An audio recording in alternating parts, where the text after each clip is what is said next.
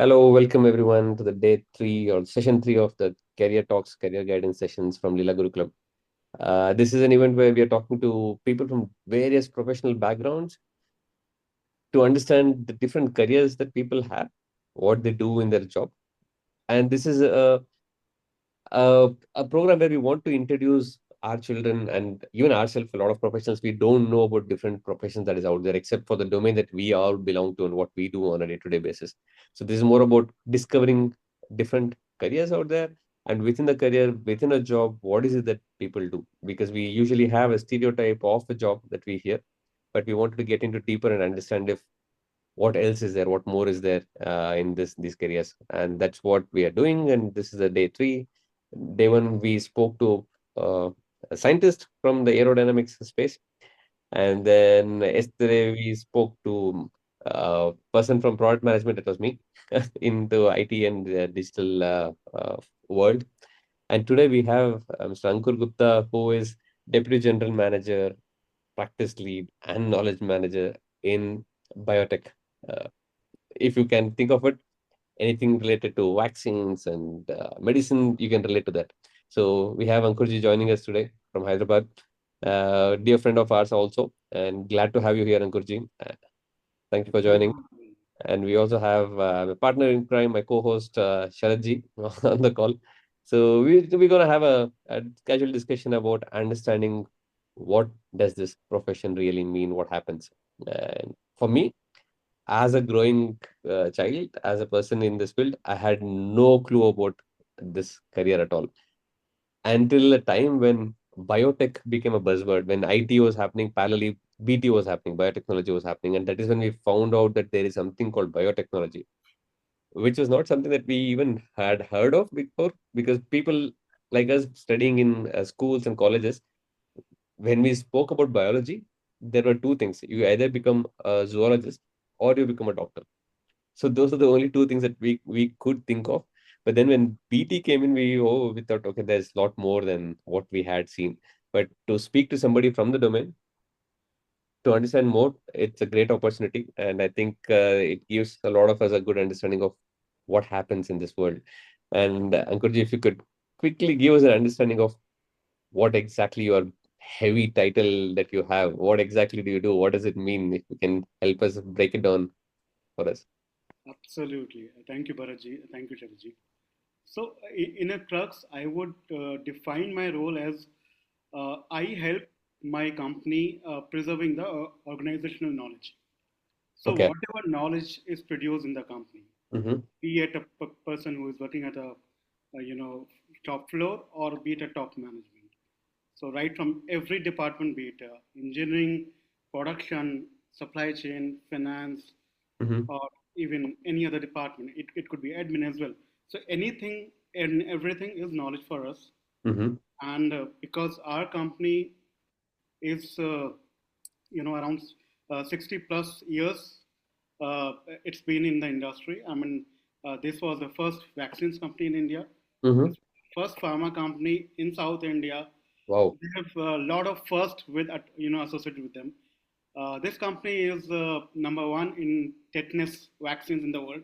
Oh, okay. Every second kid would have our own vaccines. Uh-huh. So we are expanding, and this is the second largest vaccines company in India right now in terms Mm-hmm. of revenue and capacity. Nice. Did you have anything to do with the COVID vaccines as well? Oh yes, we had our own candidate, Corbevax, and Okay. this was specifically made for children, which was Oh, around okay. 12 to 14, and this Mhm. was an initiative given by the government of India. So Yes, I remember initially they released for only people 18 plus, and then they released for younger correct. children. Okay, great. Okay, so good to know. And thanks for the quick introduction. And you put it in a very simplified manner, saying anything and everything that happens in your company, any single person to the top management as a company, anything that happens here is knowledge, and you need to preserve it. It's a very interesting topic. How do you define knowledge in that term? Because for us, knowledge it's a vague, very abstract thing. But in your domain, in what you do, what does that knowledge uh, reflect? So for me, for us, basically any domain knowledge Mm-hmm. which is very relevant for our industry. It could Mm-hmm. be any new pathogen or any new virus which is surfacing across the world. It could be Uh-huh. any pandemic which is happening, okay, which is very relevant for our scientists to look at, okay, what could be the probable disease which may occur in the world, Okay. okay.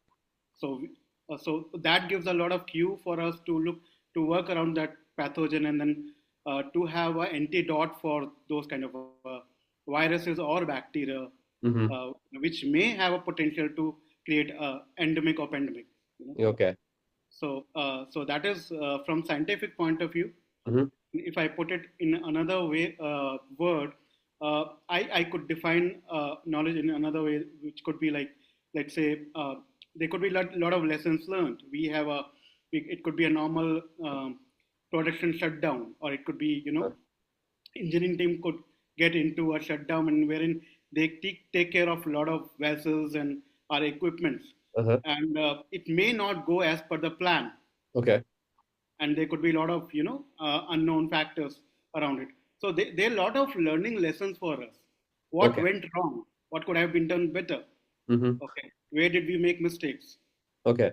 These are critical knowledges or insights for us to improve our performances for future. Beautiful.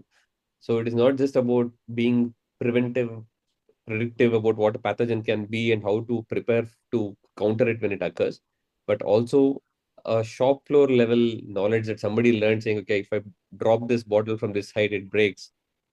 Could be a knowledge. It could be both the extremes. Okay, nice. And it also means in that case, there'll be a lot of secret profile, I mean, formulas that might be coming in, a lot of patented intellectual property information also. That is also a part of the whole thing, right? Yes, If absolutely. that's what is money and Yeah, because a good chunk of the revenue goes Mhm. into research and development, Okay. and that is very confidential, and Hmm. that important knowledge or insights has to be preserved in a way Hmm. when by chance anybody decides to leave the company, it doesn't Yes. go away with that kind of insights and knowledge. So Great. it's our primary responsibility to make sure that we retain our critical knowledge for the company. Okay. So that was my next question actually. I wanted to ask, why do you have to preserve it? What is the significance? But you spoke about it. So if you can just elaborate on that, why does this knowledge have to be preserved? I understand one is intellectual property, which is real big, and that's the core of your business of what you do. But the rest of the information, right? Like somebody operating the shop floor, and you said there could be a production shutdown, or somebody uh, found something on the floor, and they were able to manage it in a little different way. So that could be a very common, normal thing that people could do. Like for example, a person working on the shop floor figured out how to package a box in a different way to be more faster or whatever. That is common thing that he might have shared with 10 different people and they all learn, and the next generation who's going to come in, they will also learn it and do it. Do you treat that information also as significantly high as the intellectual properties that you preserve, and make sure that this knowledge is also documented and preserved? Yeah, wonderful question. So, Sharad, Balaji, probably I'll give you one a beautiful example I always quote when Uh-huh. I speak about KM to people. So, everybody knows about Titanic, right? Mm-hmm. And it was drowned by when it hit the mountain, Yeah. correct? The iceberg, Yes. basically. So, to the people's surprise, you would know that there was a map which was inside the ship, Mm-hmm. which had the exact location of the iceberg. Okay. Okay, and the captain knew it. The staff was aware of it, Uh-huh. uh, but still they didn't use the knowledge. Mm. Okay. Okay, Shame. now that's a risk. We may have a knowledge, we Uh-huh. may have documented, but are we using it? Mm. If somebody would have seen it, they could have averted the life of thousands of people. Absolutely. Yeah.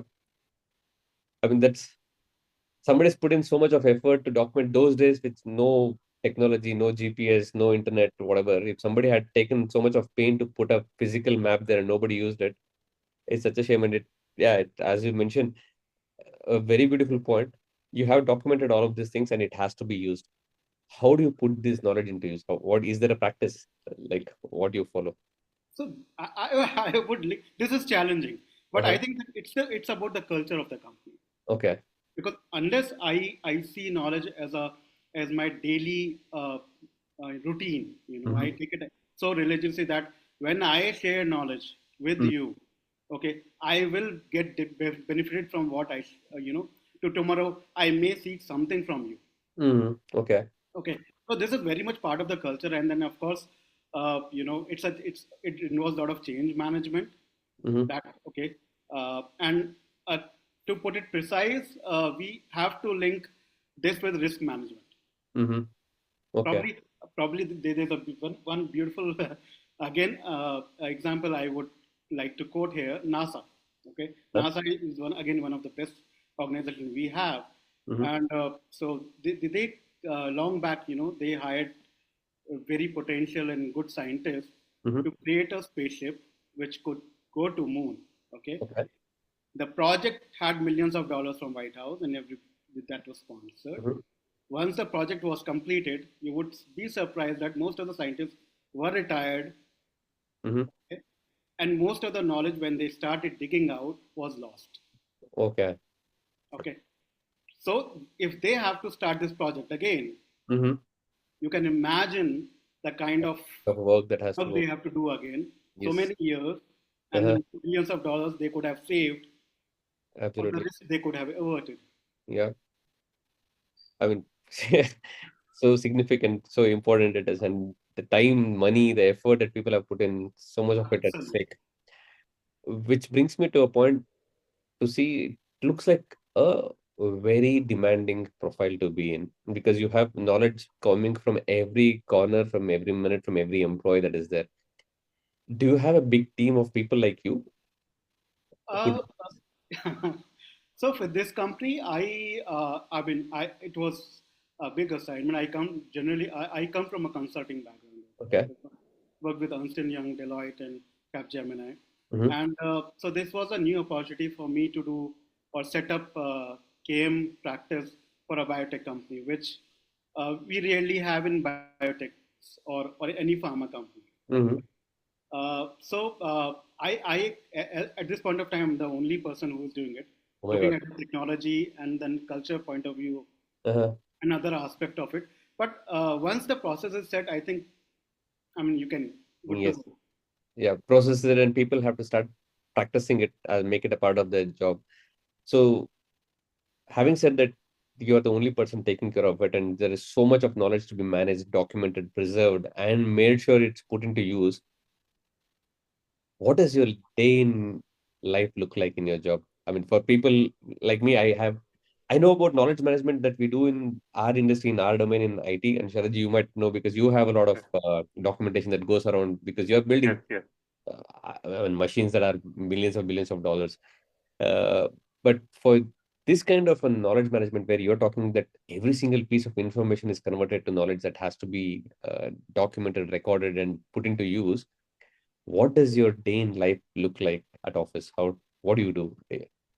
So my typical day starts with looking at, what is important for our vaccines industry, which Mm-hmm. is relevant today. Okay, it could be any new news about the pathogen. It Mm-hmm. could be any new guidelines which have come up from WHO or any other prominent organizations, Mm-hmm.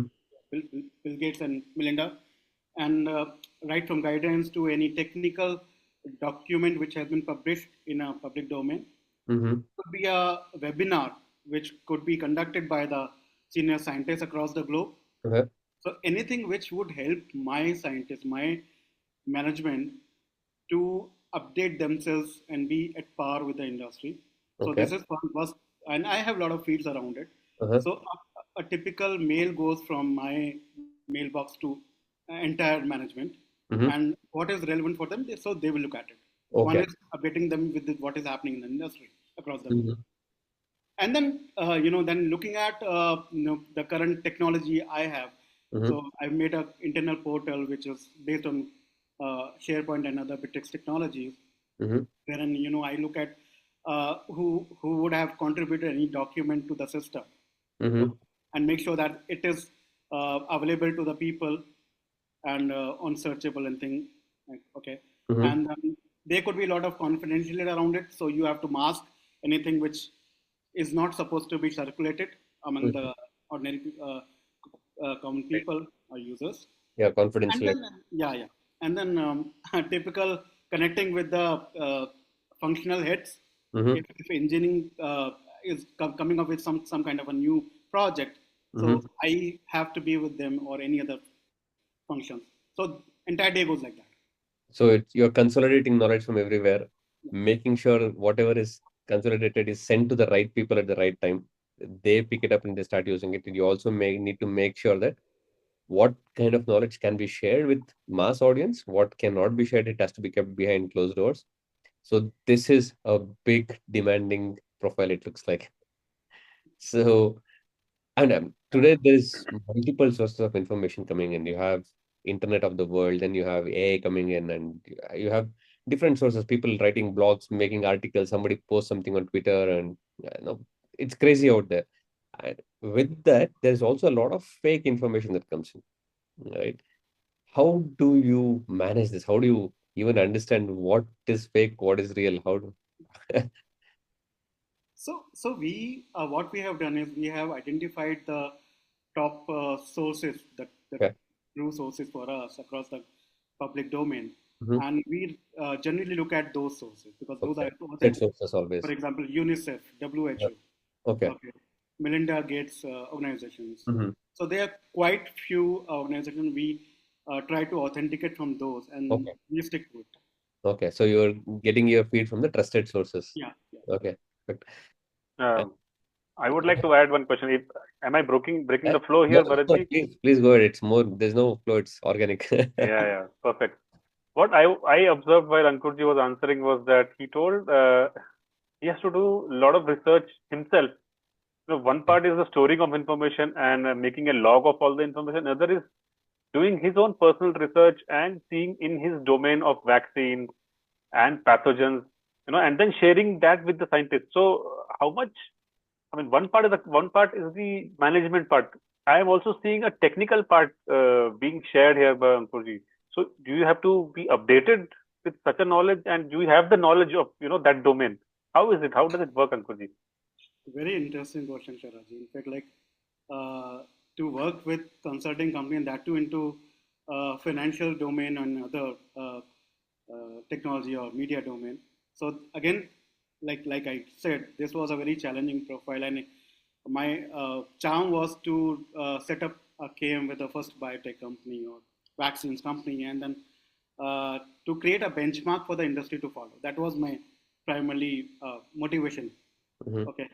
So when to be very frank, when I joined this, I was I didn't have very basic knowledge even about a difference between virus or bacteria. Okay, but you have to work with scientists that the kind of Got terminologies they use. Okay, even with the engineering team or any other teams.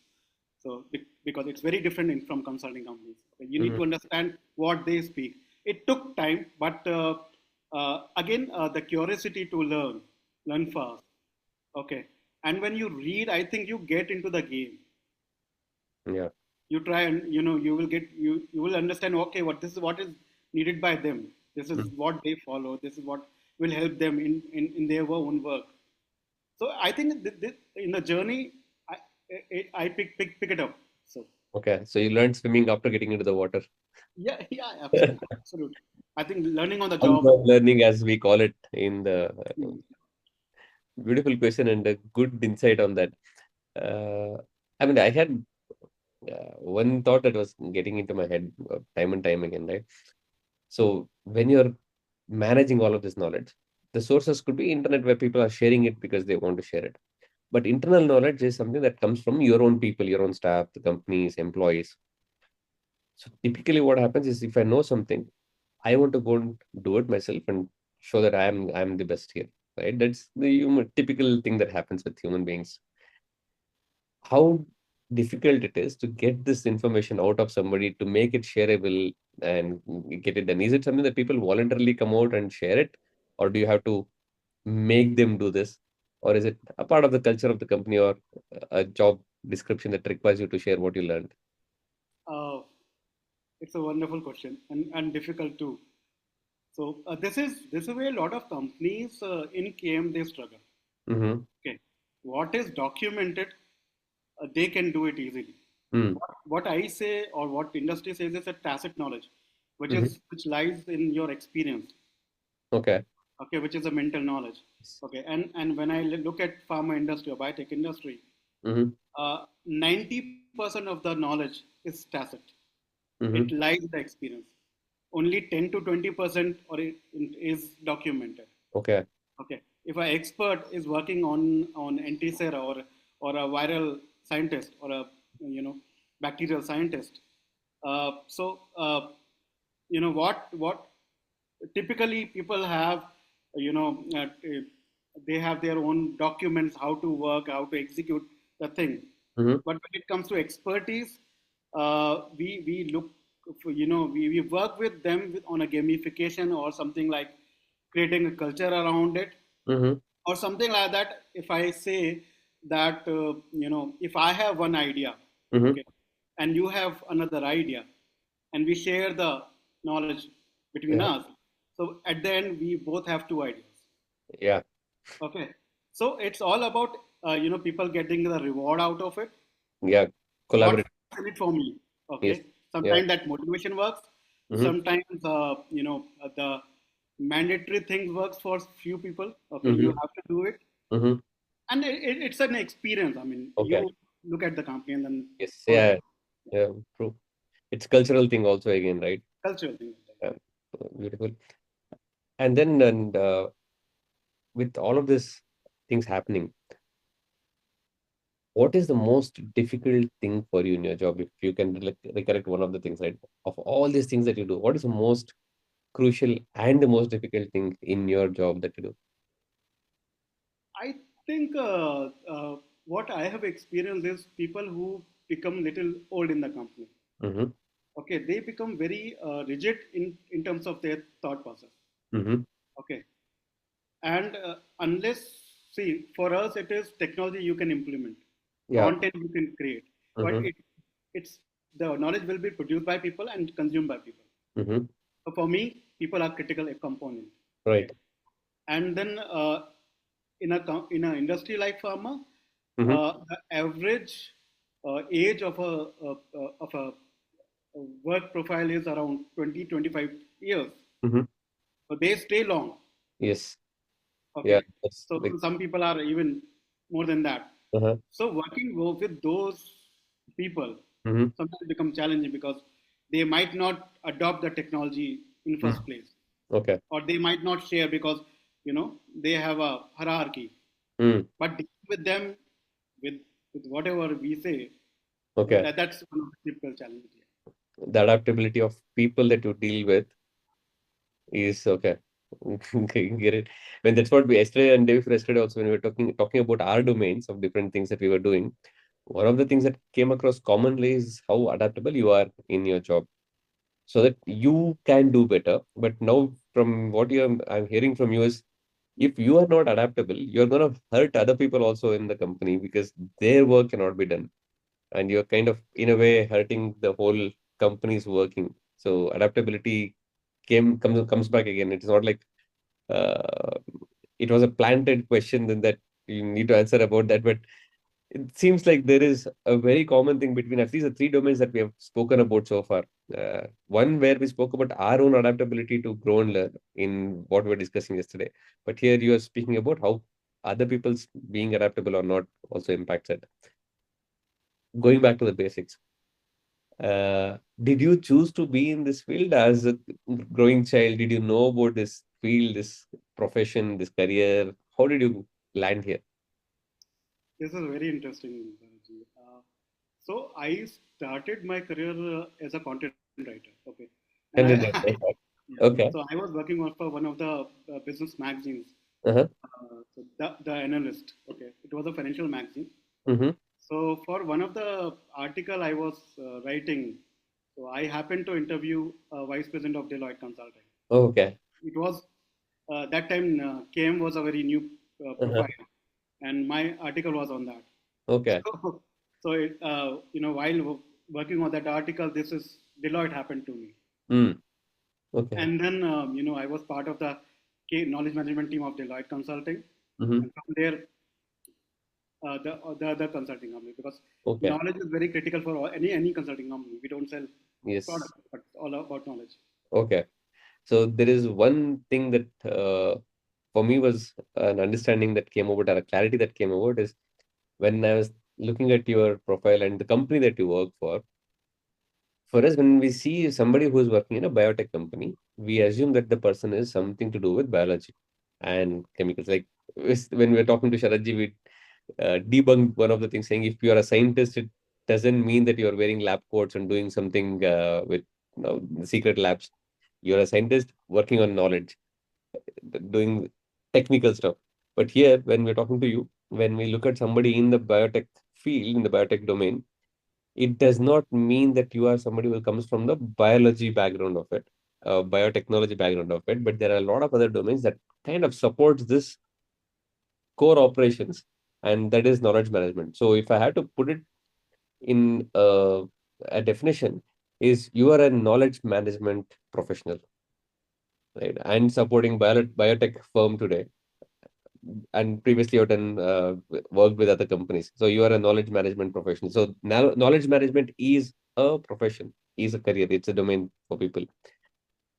And what skills do you need to acquire as you're studying or learning academically? What is it that is there a specialization that you need to do to get into this field, or what takes?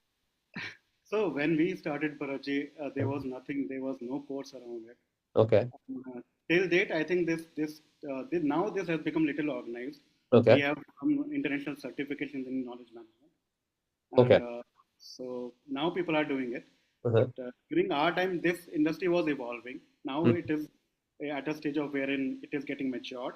Mm-hmm. Okay, but we learned, on the way. Mm-hmm.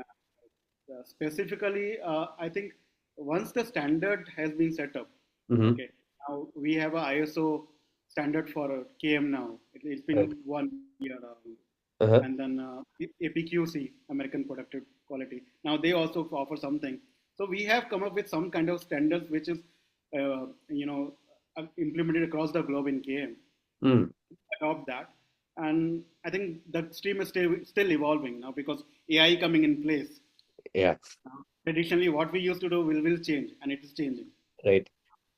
There's another thing that I want to talk to you about. I'll come to that point later, but I would uh, like to I would like to ask a very offbeat question here to Ankurji. Uh, Ankurji, do you remember something from your school times?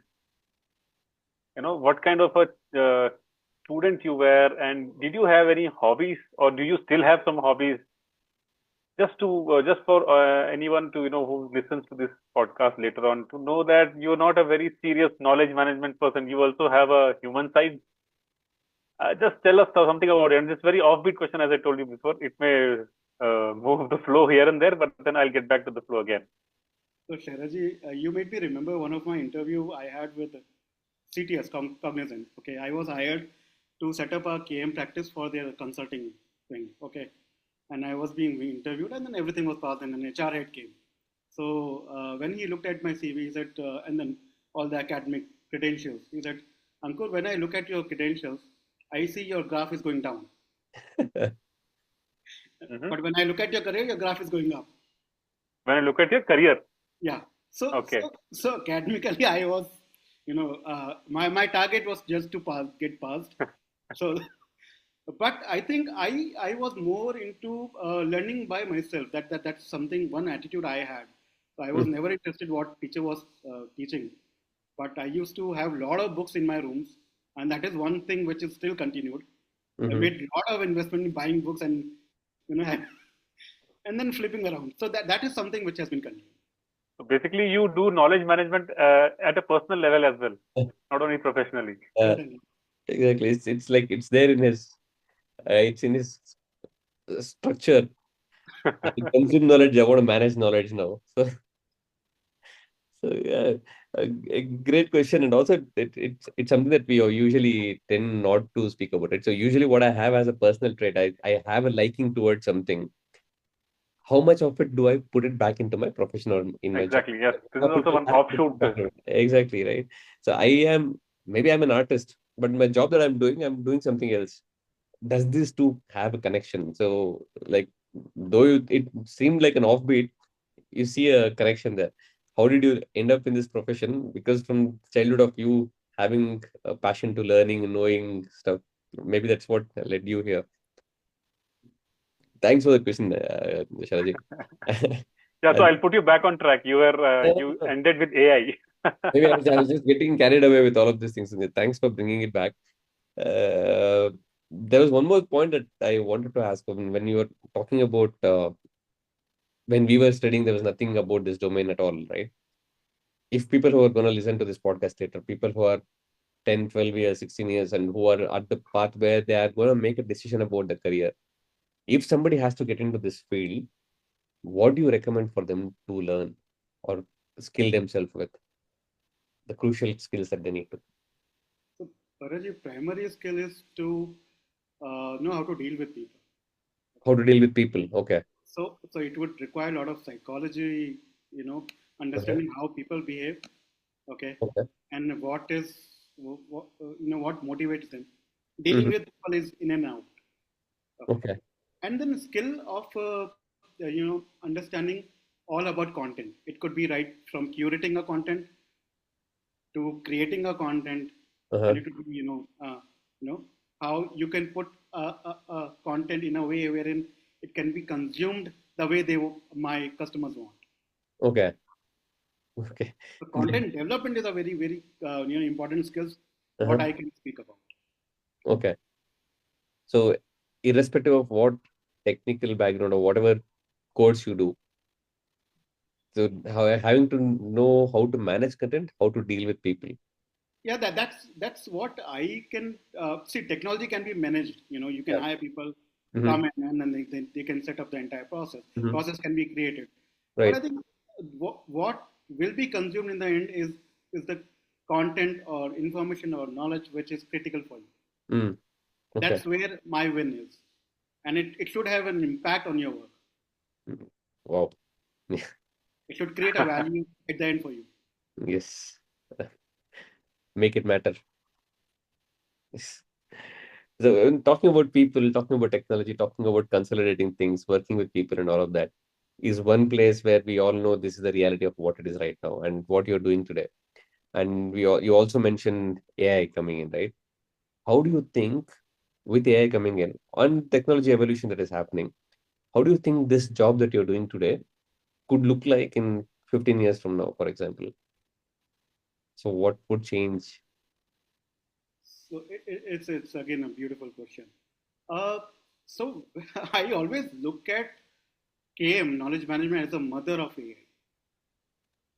Yeah, It, true. it, it could be a very profound statement, but this is the reality in place. Unless you have accumulated knowledge, Mm-hmm. AI won't be able to do it because it's Yeah, not creating the content on its own. We feed the content, we feed the correct. information. So, Yeah. okay.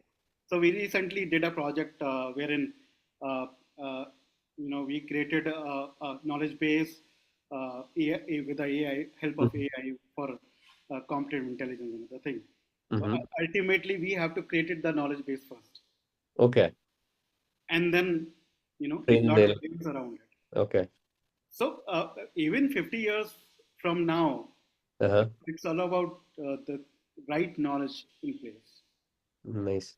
I Okay. don't see uh, machine can get into a thinking mode, but ultimately, innovation and with human centric thought process, Yes. I still don't see a Yeah. machine. Nicely put there because a lot of people have this aversion to AI and they think, okay, AI is going to come and do this. It's going to take people away and all of that. But what you mentioned, for me, it's a reality that we need to understand and face. AI is coming in for sure. Yes, AI is growing and becoming better and better every day. But what you mentioned, knowledge is the mother of AI. It's so true that if AI has no place to learn from, no source to learn from, what will it learn? And if the source of what it is getting to learn, if that is garbage, Because garbage in is garbage out, right? But you guys doing this knowledge management as a role, you are making sure that there's quality content available there with which AI will get trained if at all it has to. And the person who's going to consume it later will have a quality content that will come out on the other end, which is reworded, polished, or whatever it is to their needs. But what is feeding AI to become better is the knowledge that you've been consolidating, taking it from people, putting it into a structure, making it understandable and consumable. So AI would need more of you than less of you going forward. Okay. It's nice to hear. And I've been going around asking a lot of questions and getting to know, because for me it is really interesting because I've never spoken to somebody from this domain earlier. As I said, for us, we do a small part of knowledge management in our IT industry because whatever we discuss, be it minutes of the meeting or whatever it is, we put it in one place for people to consume it. It's internally consumed most of the times, and we don't share things outside because it's a competition out there. But what you're doing is helping people save lives of others and build things for greater good. But at this point of time, I would like to, pause myself and see if anybody, we see Arunaji is here on the call. If you have any questions that you want to ask Ankurji, please feel free. If you have any thoughts that you want to share, or Sharadji, if you have anything that you wanted to add to it, ask whatever, please feel free. I have a question, but I'll wait for Arunaji to pitch in. If not, I will definitely ask. Sure. Arunaji, you had something to ask, share. I hope you will be able to unmute yourself. Yes. Okay. Looks like not at this moment. And if you have any questions, Arunaji, please feel free to post on the chat. We can pick it up later. But yeah, Sharaji, go ahead. Yeah, I have a two-phased question. Again, I'll be a little offbeat again. Mm-hmm. Let's say, Ankurji, first I'll start by asking a very simple question. What is, in your when you come back from office, what do you do to, de-stress yourself, so to say, because your job is very stressful, is what I am getting a feel of. What do you do basically? So I like you. If you see in the background, that's my little garden. So this is one stress buster for me. So Oh, I wow. spend a lot of time here. Okay, and this is where that makes me rejuvenate. So working with plants. So that Oh, okay. So, superb. So yeah, the second part of the question comes now, a little tricky one. Let's say you came back from office, you're spending your time in your garden, planting some new thing and tending to your plants, and then suddenly you hear in the news a new outbreak. No. What happens inside you, and what is the plan of action? In simple words, tomorrow some kids may watch this interview. What would you like to put up here when that outbreak happens and you are in a very distressed mode now, right now, but suddenly this happens? What happens in your life? So Sharaji, I would say like your neurons work. Okay. So for me, it's 24/7. Okay. Anything which is related to my industry, and it happens on a daily basis. Any Right. any news about any endemic or pandemic or any pathogen which has come up, I Mm-hmm. make sure that this goes in my WhatsApp. And early morning, this is included in my feed for the management. Mm-hmm. I wanted to specifically hear I wanted to simulate a situation of a COVID. What happened? The first news in your ears and what happened inside you and into the company in simple words. So okay, so when pandemic was COVID was declared, and so first thing was like to understand okay what it is, which virus, and then so my basic research started. Okay, any news from China or US or any lab, so I started curating a lot of content around it, and that time lockdown was done, but for us it was years. We were supposed to go in the Mm-hmm. office for 15 days. We worked around now. So I think with all these research for 15 to 20 days around, my job was to launch a portal in a company, okay, internet portal, specifically on COVID. Anything around COVID, any information. It could be a research article which was done by the agency. It could be any protocol given by WHO. Mm-hmm. It could be about any vaccine candidate which is being developed across the globe, which company, what technology, okay, who are the scientists who are working upon, okay, what are the bottlenecks they are facing around, Mm-hmm. the entire characteristics of a virus, how it's changing. So, so any part of the information was critical for me, and I made sure that this goes into a COVID portal, Mm. and which was done, I think, in a month, around month's time. Okay. So what was your education qualification as such? What's your bachelor's, master's? What was your major? So I did my BCom from Oh. Merit, and then I did my management from IFI Business School. So you have nothing to do with biology. Nothing to do with Management and numbers, and then you're dealing with viruses and pathogens and knowledge and articles. Oh my My God. God. In So fact, we in can. fact, no technical background as well. But I happen to work on shape and technology and matrix technology, other, and then learned on the go. Okay, So development, I learned on the way. nice. So another thing that comes out here is that if at all people are hearing this to say, okay, I have done this degree, I'm a computer science engineer. I have done my engineering in computer science. So I don't have to limit myself to say, okay, this is the only profession that I can get into, which is kind of something to do with computer engineering or software development or hardware or whatever. There are careers out there which can be completely unconnected, unrelated to what you do. But yeah, so for you, when you started off your work for the first job that you took, maybe it was related to what you did with your master's in no, management. But then to what you're doing today, it's completely not connected to it. And there is a lot of scope available for people to go beyond what their education qualification describes them as. Beautiful thing, as very comforting, at least for us, that we know that there are a lot of people who can do that. That reminds me, when I started working in my first job, there was a team lead who was a software engineer who was leading a team of developing a product, and his qualification was MBBS. He practiced for 5 years as a doctor. Then he quit his doctor's job, learned Java programming, got into an IT company, became a software developer. Then, after a while, when the company it was taken over and all of that, he started his own company. He became the CEO and created 5 or 6 different software products around that. So a doctor becoming an IT is something that I've seen. So I've also seen somebody from I've heard from you, somebody from management and commerce background, learning a lot about medicine and vaccines, and more than what we you might have actually learned in your academics in a way. In fact, Baraji, one more thing is like in most of my jobs, be it my early days, so I also happen to be an entrepreneur, wherein Uh-huh. I started my own software company in Noida, Oh, long back. okay. So it was right after my MBA with Uh-huh. few of my friends, okay, and that time it was like it was more of a we had KPOs in India, Mm, yeah. okay. So that was the era. So one thing which was common throughout my career was Mm-hmm. a role wherein more of entrepreneurship was there. Okay, Uh-huh.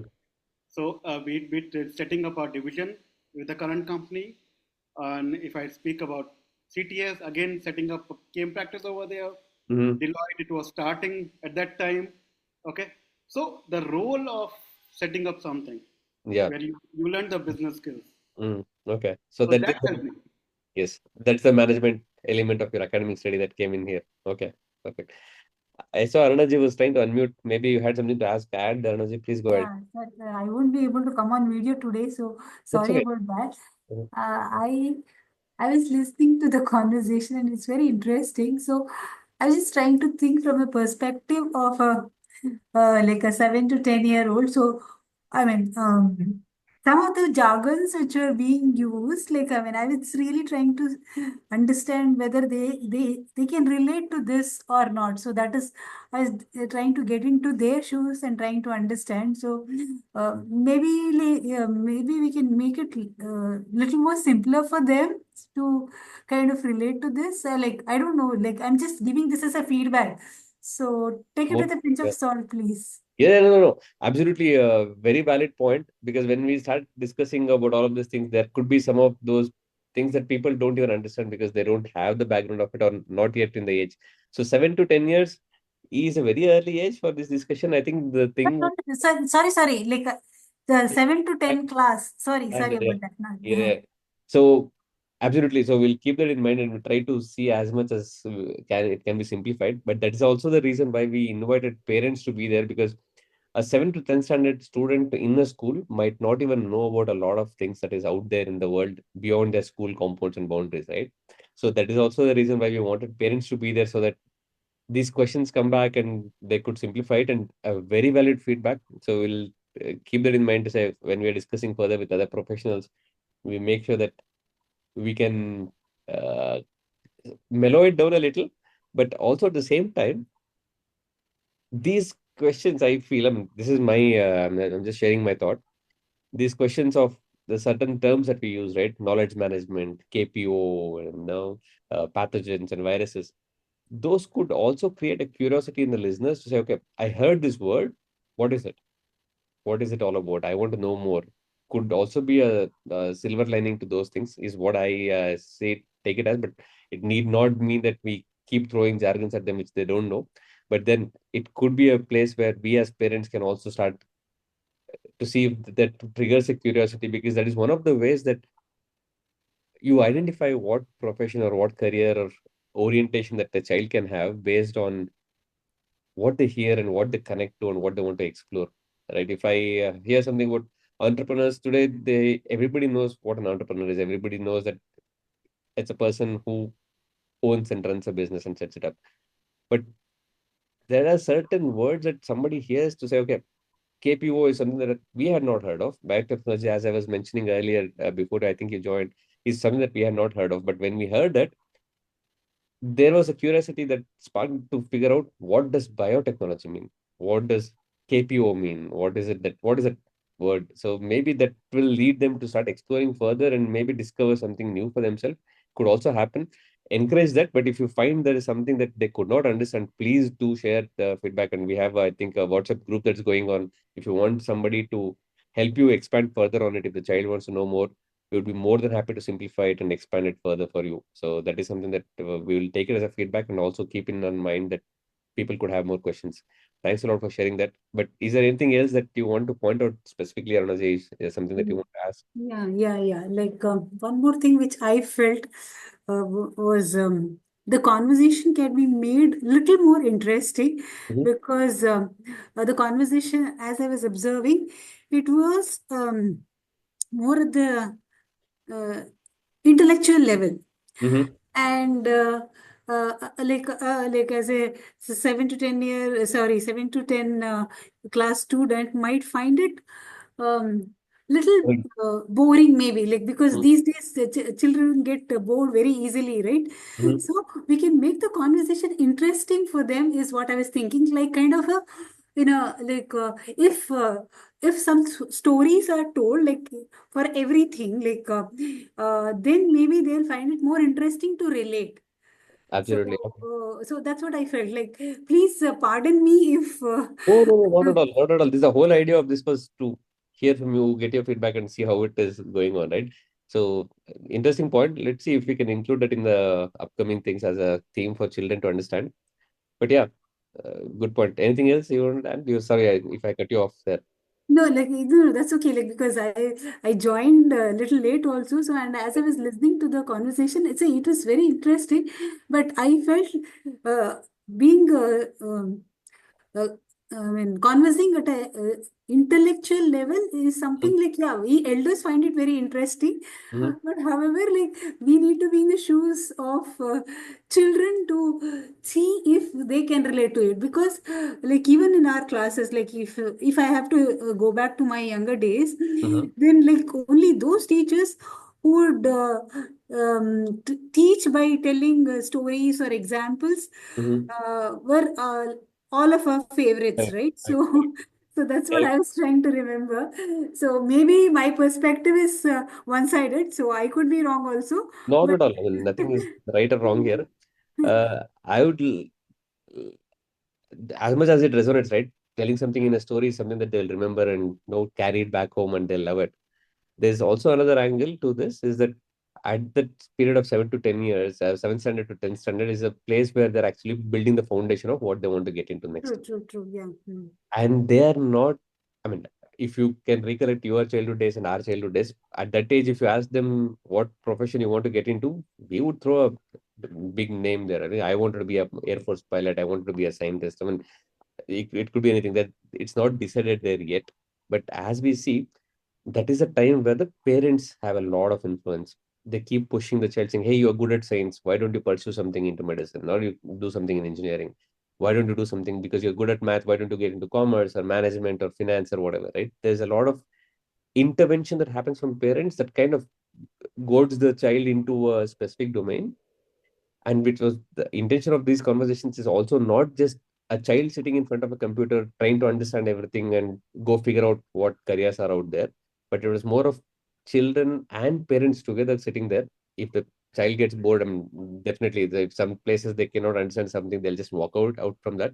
But we also wanted to make sure this is an opportunity for us as parents to understand different careers out there. For me, being in a working life for last 20 years, I don't know a lot of things that is there. And now that I'm aware of a few different careers that we are going to speak about, at least when I see that if my child is interested in literature, for example, they could get into a field of knowledge management. I don't need to worry about the child not being good at math or in science, but if they're good at literature and human sciences, like talking to people and all of that, that's what interests them.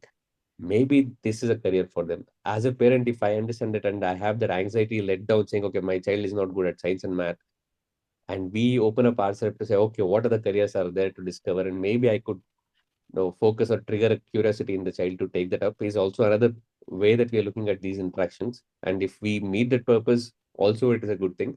But we'll also make sure that see if we can have more engaging conversations when children are around. And that is also another reason for people who are listening to it later on is if you have any feedback, please do share. And if you are listening to this live, if you are also on the camera and if we see there are children, we could make it more interactive because when we started off today, there were only we speaking about it, but definitely a valid point. We'll try to see as much as that can be taken as a feedback and try to change the format. But yeah, thanks for sharing that.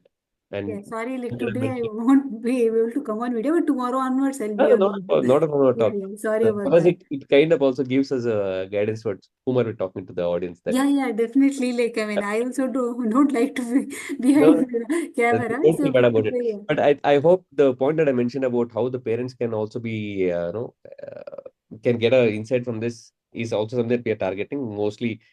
And at the age of that 7 or 10 years old, 10th standard old kid, more than they deciding what it is the parents who are trying to push them. So we True, want to true, make sure true, that true. parents are Yeah. aware of it and be okay with different things that the children are doing. Be aware of what Yeah. careers that are there so that you can think beyond the 7, 8 well-known careers that we always think of as parents True, is true, also true. another attempt that we are trying to. And if Yeah, that solves the exactly, objective, I think exactly. Hmm. we're happy about it. So as I speak to a lot of parents these days, people are more open for children to choose the standard career. So recently, I met one parent who like kind of sent her child to US Mhm. to study what is it, like I think cake. cake making, something like that.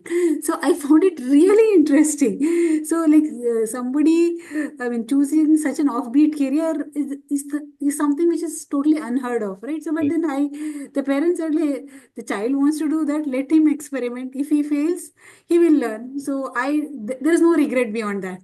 So Mhm. that's what I found it very interesting. Beautiful. So thanks for sharing that. And yeah, if, is there anything else that you want to ask, add, Ranaji? Yeah, like one question which I really found it very relevant. I think Sharad ji asked that question. Mhm. So that is like, what does your typical day look like? So that is something which I found it very interesting, because I'll tell you why I found it interesting, because these days people are exploring something called job shadowing, Mhm. wherein children are sent, say for example, to a CA's office. If at all a child wants to become a CA, maybe to be with the CA for say around 15 days or maybe a month's time, then the child knows what is that he or she is supposed to be doing if he or she becomes a CA. Then like once they see what is actually happening on ground, and if they don't enjoy, Mhm. obviously they will decide against it. So that is something which I found it very interesting. I Mhm. think that is very, very relevant, and it is a big value add. Yeah. So yeah, that is the reason also we are asking this to people to understand what they do, because they can explain it in a way that is not scary as looking at them at work, right? So if I go to shadow Ankurji and looking at the kind of work that he does, though it is a fancy thing. I had one last question to ask Ankurji, which I think I'll ask him now. Is that it looks so much of a thing, right? He would be running around pillar to post, talking to people, collecting information, putting it together, sharing it. It's a busy day. If I, as a child, would go look at it, at least the children of today, I would be scared of doing that. Unless I am mentally prepared to know this is fun, this is nice. I am doing a lot of help to the society, because without having the background of it, if I send somebody to shadow, I'm talking about me personally. If I would shadow Ankurji on a day-to-day basis like this, I would be scared to say take this job. Though there is a lot of merit to it, and what the best he's doing out there. Which brings me to a question to Ankurji actually at this point. I know we are shooting up a little later than what we scheduled to. Uh, what is the thing that you enjoy the most, Ankurji, in your job? You told me about all of these things about how how critical it is, how much of work and effort that you need to do. But what is that one thing that you love about your job, about your profession? I think the most important job is creating value. Mm-hmm. So that's as a part of your work, if any content or anything which is adding a lot of value to my people, my scientists at the end, Mm-hmm. okay, and my stakeholders, that will ultimately add value to the society in terms of, because you are working around new medicine, new vaccines. Mm-hmm. That gives you a lot of satisfaction. Yes. So that is your inner calling that makes you wake up every Monday morning and get to the office Yes. and work it. So if that is what is driving you, it shows in the amount of passion that you had towards your work and what you do. Though it could be a lot demanding, stressful, physically straining, or whatever it is, right? Everybody's job has got its own job hazards, as we call it. But if there is something that is internally motivating you and pushing your batteries up every single day, I think that's something that cannot stop you, no matter how difficult or demanding the job is. So that is a point I wanted to ask, because usually what happens is everybody rants about the job, right? Oh, this was so stressful, this is that, and this is this. And that is what people would also see. If somebody is doing something, it feels like they're toiling so much, they're doing so much of work. Why should they do so much of a heavy work? But what does not appear in on the surface is what is driving that person, what is motivating that person to do what he is doing, right? That value, that the enjoyment and the fulfillment that you're getting at the end of the day is something that doesn't show up when somebody looks at you doing things. That is something that only you would know. In Uh, fact, Balaji, I was sorry to interrupt you. In fact, it is both the ways. I mean, mm, again, not coming from the science background, but uh-huh, uh, on the job when you learn so much, when you read scientific papers, okay, Mm-hmm. you understand that okay, this is projected in future. This is when you reduce a typical time of vaccine development from 10 years to 3 years. Uh-huh. Something dynamic is happening, okay, and you end to an entire day you are reading a lot of stuff. So much Mm-hmm. value you are creating for yourself, the curiosity to learn, and of Yes. course creating a lot of value for your users. Right. So Yeah. both of you. Yes, absolutely. One thing Great. I wanted to sorry for interrupting. One more thing which I wanted to just mention. You mentioning about that MBBS doctor Mm-hmm.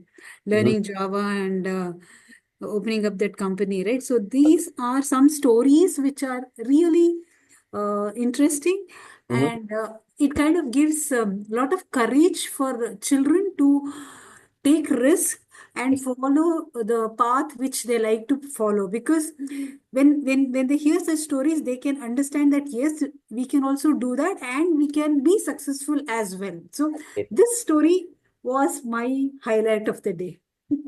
Great. Yeah.